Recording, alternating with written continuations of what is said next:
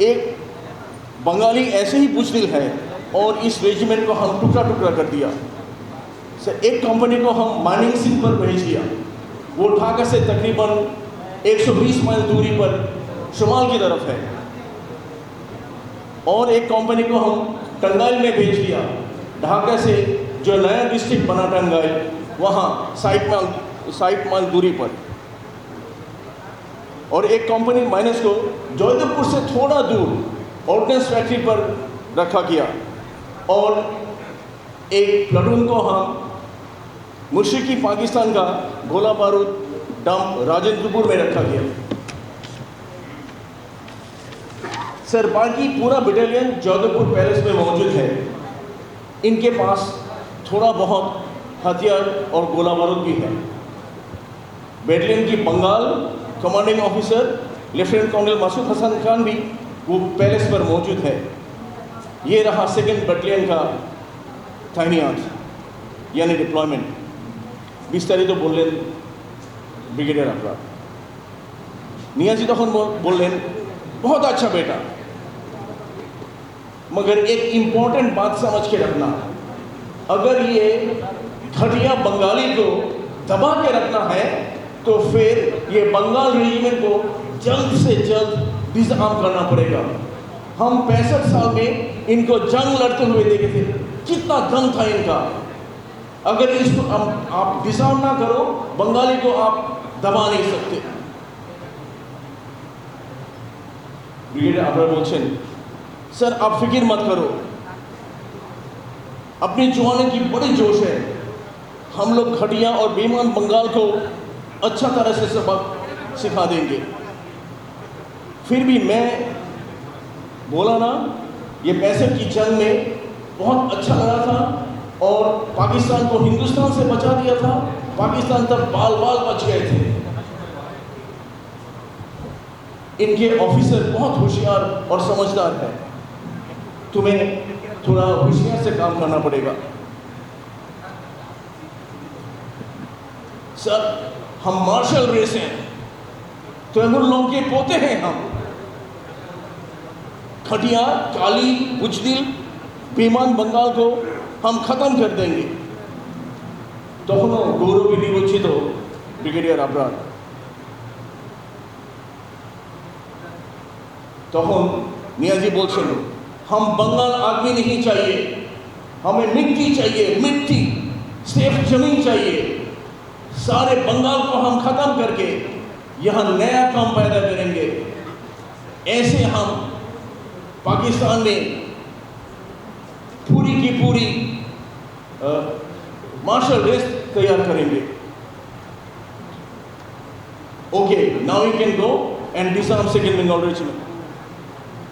एक मिनट, तुम्हारे पास कितने लोग हैं जयदेवपुर जाने के लिए? ब्रिगेडियर आबरार बोलছেন, तकरीबन 50 तो हो ही जाएगा, अगर कोशिश करें तो 70 से 80 तक हो जाएगा। काफ़ी है सर, इससे ज़्यादा ज़रूरत नहीं है। अगर ज़रूरत पड़े तो हम एक जवान 10 बंगाली को मार डालेंगे, जान से मार डालेंगे। Good boy, I love your spirit, you can do it. Teach the bastard Bengalis a proper lesson, you can carry on. Schedule জয়দেবপুরে পাকিস্তানি ব্রিগেডিয়ার আবরারের ইস্ট বেঙ্গল রেজিমেন্টকে নিরস্ত করার গল্প আমরা আবার শুনব আমাদের কাছ থেকে। ব্রিগেডিয়ার আবরার তখন ফিরে গেলেন তার অফিসে, পুরোদমে প্রস্তুতি নিলেন সেকেন্ড ইস্ট বেঙ্গলকে নিরস্ত করার জন্য। এদিকে সেকেন্ড ইস্ট বেঙ্গলও প্রস্তুত। স্থানীয় জনগণের সাথে তাদের নিবিড় সম্পর্ক। বাংলাদেশ স্বাধীন করার জন্য বেঙ্গল রেজিমেন্ট এবং বাঙালি জনগণ যুদ্ধবদ্ধ হয়ে যুদ্ধ করতে হবে, এরকমই একটা স্বপ্ন তারা লালন করতেন। মুক্তিযুদ্ধের নিউক্লিয়াস ছিল ইস্ট বেঙ্গল রেজিমেন্ট। যশোরে ছিল ফার্স্ট বেঙ্গল, জয়দেবপুরে সেকেন্ড বেঙ্গল, রংপুরে থার্ড বেঙ্গল, কুমিল্লায় ফোর্থ বেঙ্গল এবং চিটাগংয়ের হালি শহরে 8 ইস্ট বেঙ্গল। 19শে মার্চ সকাল 11টার আগেই কয়েকটি ট্রাক, লরি, পিকআপ আর জিপ নিয়ে ব্রিগেডিয়ার আবরার জয়দেবপুর প্যালেসে হাজির। দেখানোর উদ্দেশ্য হচ্ছে সেকেন্ড ইস্ট বেঙ্গল রেজিমেন্ট কেমন আছে তা দেখার জন্য। কিন্তু তাদের অন্তরের ইচ্ছা ছিল ওই দিনই সেকেন্ড ইস্ট বেঙ্গলকে নিরস্ত্র করা হবে, ডিসআর্ম করা হবে।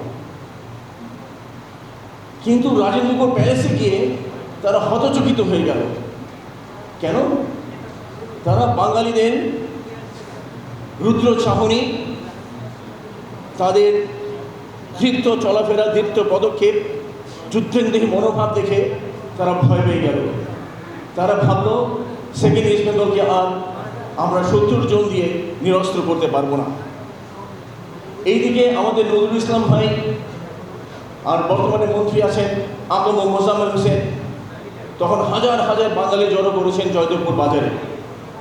শুধু জড়োই করেন নাই, তখন তারা দুটো রেলের বগি এনে লেভেল ক্রসিংয়ে, জয়দেবপুর লেভেল ক্রসিংয়ে বগি রেখে দিয়েছেন যেন ব্রিগেডিয়ার আবরারের এই দলটি বেরিয়ে যেতে না পারে। বাঙালিদের এই দৃপ্ত পদক্ষেপ এবং সমস্ত কিছু দেখে ব্রিগেডিয়ার আবরার ভাবলেন যে জলদি করে আমরা দুপুরের খাবার খেয়ে রওনা দিব। তো দুপুরের খাবার খেয়ে তারা রওনা দিতে জন্য প্রস্তুত হলেন। কিন্তু তখন জয়দেবপুর বাজার, রেল লেভেল ক্রসিং এবং সব জায়গায় লোকে লোকারণ্য। নেতৃত্ব দিচ্ছেন তখন আমাদের এই নজরুল ইসলাম ভাই এবং আকম মোজাম্মেল, বর্তমানে উনি মন্ত্রী। তো ব্রিগেডিয়ার আবরার তার গাড়ি বহন নিয়ে বেরিয়ে যাবেন, কিন্তু এগোতে পারছেন না, কারণ চতুর্দিকে বাঙালি আটকে রেখেছে। বাঙালিরা তখন অস্ত্র জোগাড় করে ফেলেছে, 5টি চাইনিজ রাইফেল, কিছু দেশি বন্দুক, সব কিছু নিয়ে তারা আক্রমণ করবে। কিন্তু তারা আক্রমণ করতে পারলো না। কেন? বিকজ রেল লাইনের যেই পাশে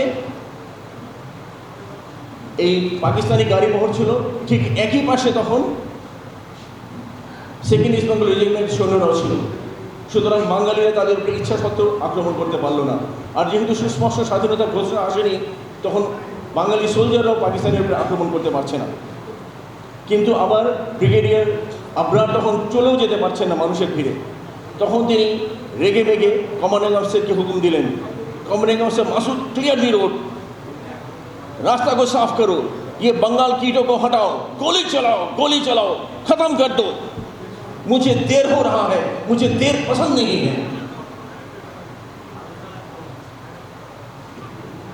कमांडिंग ऑफिसर তখন মেজর মইনুলের দিকে তাকালেন, অজ্ঞতা গুলি করতে বললেন, কিন্তু বাঙালির দিকে না, বাড়িতে পুকুরের দিকে, কচিরপানার দিকে আর আকাশের দিকে। ब्रिगेडियर आप क्षिप्त होकर बोलें, गोली कहाँ चला रहे हो? रास्ते के ऊपर अभी भी बंगाली मौजूद है, उनको खत्म करो, देर क्यों लगा रहे हो?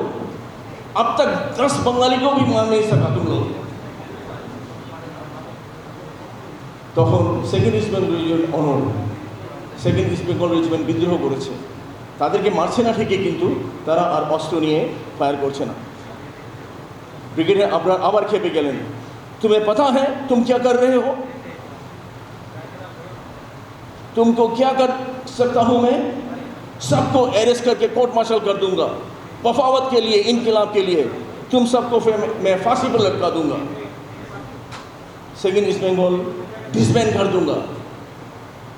তখন বাঙালি মেজর মইনুল, যিনি অ্যাডভাইজার ছিলেন 1996 সালে, উনি মুচকি হেসে বললেন, अगर वक्त मिले तो, আপনাদের যদি সময় হয়, পাকিস্তানে আসলে আর কোনো সময় পায় নাই, তখন থেকে আগামী 9 মাস তারা নিজেদেরকে রক্ষা করার জন্যই সংগ্রাম করে গেছে, নিজেদেরকে বাঁচানোর জন্য। আর সেকেন্ড ইস্ট বেঙ্গলকে ডিসব্যান্ড তো দূরের কথা, কারো কোনো ক্ষতি করতে পারেন না।